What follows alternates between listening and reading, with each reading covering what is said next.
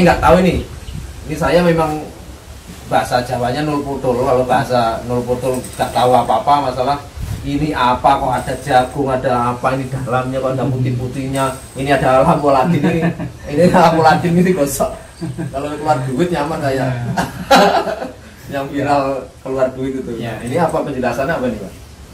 Ya, ini sebelum menjelaskan banyak masalah budidaya jamur, ini salah satu media bibit jamur ini namanya, bibit jamur. Ini namanya bibit jamur putih jamur. Nah, hanya ini turunan kedua. Kalau bahasa jamur itu F2 nya. Jadi kalau bahasa jamur Mas itu ada F0.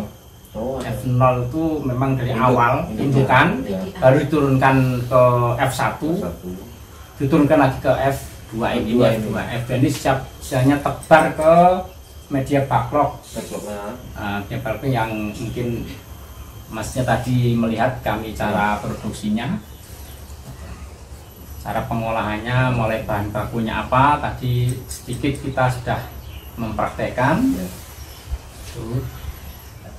Untuk kualitas ini, untuk kualitas daripada bibit yang dari 0 F0, F1 dan F2 itu ada perbedaan yang signifikan apa enggak dari bibit kualitas? Untuk F0 ke F0 itu memang media awal itu dari agar-agar dan sari kentang selaku makanan utama nutrisi jamur. Karena jamur itu diperoleh dari jamur juga sebetulnya, bibitnya dari jamur juga. Jadi model kultur jaringan sejenis itu. Jadi pengolahnya pakai kultur jaringan, pakai kalau dunia jamur itu harus pakai alat khusus namanya itu autoclave.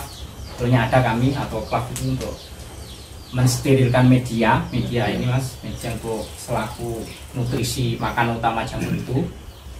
Tapi ini sudah diturunkan ke F2. Jadi pengembangannya untuk ke media siap tebar. Untuk medianya apa ini? Ini kebetulan dari biji-bijian, yaitu jagung dan gabah. Saya kira tadi ini gasan makan burung itu. Makan ayam, ada jagung, ada. Ya memang bisa, memang itu. Beras ini. Bukan untuk ayam ya. Padi bisa. Untuk manusia bisa juga aslinya padi. Karena salah satu media terbaik untuk bibit jamur itu dari biji-bijian. Karena kandungan proteinnya tinggi, karbohidratnya ada, gulanya ada. Jadi memang media yang sangat bagus untuk media jamur. Nah, ini lampu ladin ini untuk apa ini lampu ladin? Ini kalau yang ngepet kah apa ini? Ini adalah alat untuk mensterilkan ketika kita menanam bibit ke media backlog yang kita buat tadi setelah di steam, dikukus selama kurang lebih 6 sampai 8 jam. Nanti tanam di media itu pakai bibit ini. Nah ini tapi ini kondisi ketika kita mau memindahkan bibit ini ke media backlog, ini api dinyalakan. Boleh dinyalakan ini? Boleh. Nah sini, nah ada koreknya. Pemeliharaannya tuh apakah susah atau kayak apa pemeliharaan jamur itu? Oh ya, untuk sebetulnya budidaya jamur itu dibilang susah ya, susah dibilang gampang ya Bang. Tapi secara umum sebetulnya gampang budidaya jamur itu. Apalagi kalau sudah tahap perawatan itu kan sebetulnya tanaman itu seperti hanya kita, lingkungan kita. Jadi kita nafas, kita di suatu tempat. Karena budidaya jamur ini harus punya rumah. Kumbung, kalau istilah jamur itu kumbung. Namanya untuk tempat budidaya namanya kumbung jamur. Jadi ketika kita masuk ke ruangan, di situ suhunya, temperaturnya, di mana kita itu nyaman masuk di situ, maka insya Allah jamur itu bisa tumbuh. Jadi nanti cahayanya, oksigennya, jadi kita bernapas itu enak. Biasanya jamur akan tumbuh baik dengan maksimal seperti itu. Sirkulasi udaranya juga berpengaruh. Iya, karena itu istilahnya kita sendiri. Jadi kita masuk ke ruangan budidaya itu selagi kita nyaman, nggak sumpah, nggak pengap, itu jamur biasanya tumbuhnya baik. Nah itu jadi kunci cluenya, salah satu perawatan jamur itu seperti itu. Kalau untuk masa panen itu berapa, dari umur mulai tanam di piglok itu sampai ke nanti bisa dipanen itu berapa itu waktunya, berapa hari berapa? Jadi ketika ini bibit sudah ditanam ke media backlog itu menunggu penuh sampai full putih, ya. Seperti ini, misel nama bahasa jamur itu miseliumnya penuh, menutup, dibuka biasanya 1 bulan ini penuh. Nunggu sekitar 10 hari, berarti 40 hari keluar, itu sudah mulai tumbuh jamur. Terus bisa dipanen itu ketika namanya pinhead keluar, jamur kecil masih namanya pinhead. Nah itu calon jamur itu usia 2 hari sudah bisa dipanen. Habis itu setiap hari atau setiap hari? Setiap hari. Karena kan untuk backlog ini kan jumlahnya banyak, karena kan setiap tumbuh habis panen ya, begitu tumbuh kita panen, itu dia tumbuh lagi sekitar 10 hari sampai 14 hari ke depan baru keluar lagi, baru tumbuh lagi. Makanya bikinnya harus banyak. Kalau nunggu 1 ya, nah, jadi gantian. Jadi kalau bikin 1000 nanti pasti itu tiap hari ada yang panen. Minimal tergantung jumlah backlognya.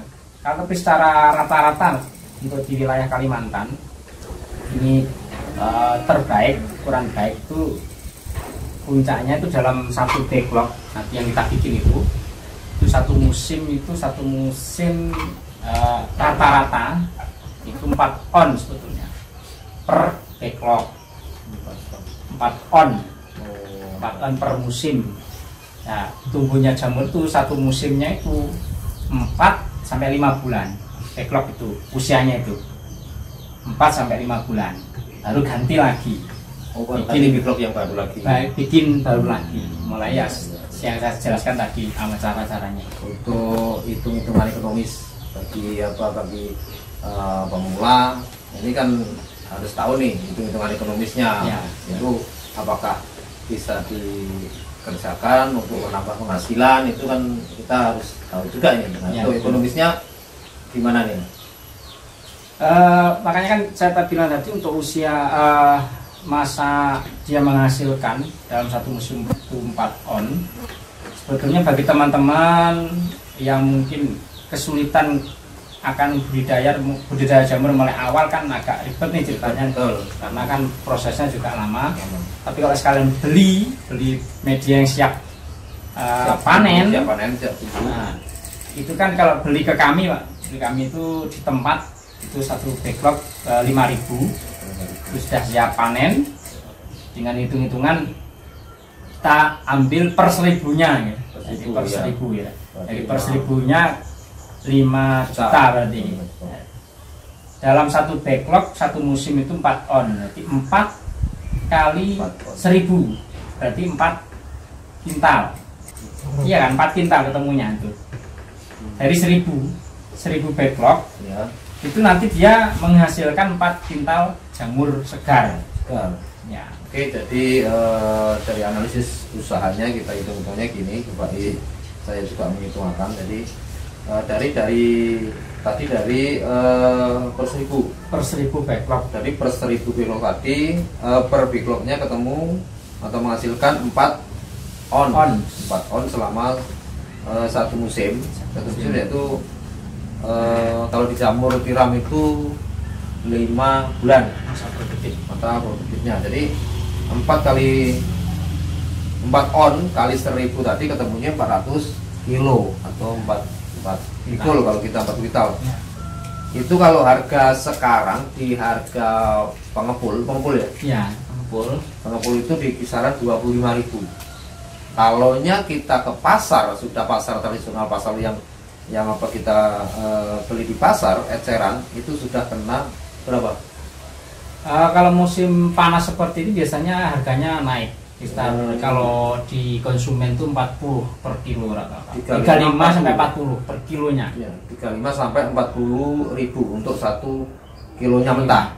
Ya. Nah, jadi untuk hitung-hitungannya 400 kuintal tadi, 400 kilo tadi itu dikalikan 25.000 ketemunya 10 juta. Jadi satu musim dengan piklok 1.000 piklok itu bisa menghasilkan 10 juta. Jadi diambil dipotong dengan modal 5 juta, jadi ketemunya laba kita di 5 juta. Ini kalau kita cuma menjual mentahnya ya. Ya, menjual sekarnya. Jamur sekarnya. Dan kita juga bisa membuat yang turunannya yang seperti keripik crispy ini, crispy jamur. Ini kalaunya kita jual pasaran kena berapa nih? Kalau 1 kilo crispy sekarang ini 135 140. Ya. Jadi untuk satu kilo mentah, kilo mentah itu bisa masukan berapa untuk jadi crispy? Kalau dari 1 kilo jamur segar itu kalau diolah jadi olahan ini jadi 7 on. Jadi istilahnya 30% itu jadi, karena kan ini yang diolah itu daunnya saja, Mas. Jadi batangnya itu memang disendirikan, nggak bisa dibikin crispy. Jadi ini daunnya. Selain itu basah dan dikeringkan itu. Ya. Jadi 7 on. Dan 1 kilonya itu di kisaran harga sekarang 130.000. 130 sampai 140 sekarang ini, karena kondisi minyak nih lagi naik daun ini, minyak nih, jadi agak kenaikan harga minyak cukup tinggi. Mau nggak mau kita juga menaikkan harga jualnya juga, karena HPP-nya juga cukup tinggi karena minyak ini yang minyak gorengnya ya. Minyak gorengnya yang masih. Jadi hitungannya kalau 1 kilo jamur tiram mentah itu dijadikan crispy itu bisa dapat nilainya itu 91.000 untuk 1 kilo jamur tiram mentah jadi crispy ini nilainya bisa jadi 91.000 dengan 7 on tadi. Jadi teman-teman jadi silahkan hitung-hitung sendiri, kalkulasi sendiri apakah bisa dijadikan penambahan ekonomi. Jadi silahkan hitung-hitung, nanti kalau ingin tahu lebih lanjutnya nanti bisa menghubungi sama beliaunya, nanti kita serahkan nomor beliau ya, kalau mau konsultasi, mau pesen bibitnya, atau silahkan nanti menghubungi ke nomor beliau. Nanti kita sertakan. Ya, silakan nanti teman-teman mungkin yang berminat konsultasi belajar budidaya jamur, kami bisa membantu, baik mungkin dari bibitnya, silakan menghubungi kami di bawah alamat yang kami share nanti di teman-teman barangkali. Dan untuk khusus bagi pelanggan kami yang ingin belajar budidaya jamur, kami juga siap jadi instrukturnya. Yes. Ya, instrukturnya. Jadi untuk konsultasi seumur hidup. Jadi jaminan seumur hidup kita bantu. Kalau ada keluhan-keluhan kita bantu. Jadi bagi teman-teman, rekan-rekan yang mungkin mau budidaya jamur, mulai dari bibitnya atau mungkin pelatihannya, kami siap mensupport dan konsultasi seumur hidup. Oke. Terima kasih atas waktunya, ilmunya, dan penjelasannya dari Mas Tohar. Jadi bagi teman-teman silahkan nanti kalau memang berniat ingin budidaya, silahkan hubungi nomor beliaunya.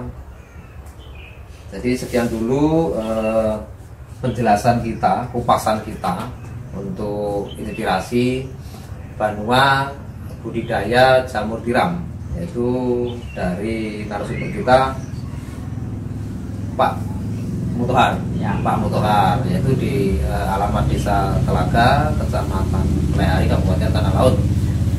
Semangat terus bagi teman-teman IKM semuanya, semangat terus, tetap berkarya. Wassalamualaikum warahmatullahi wabarakatuh.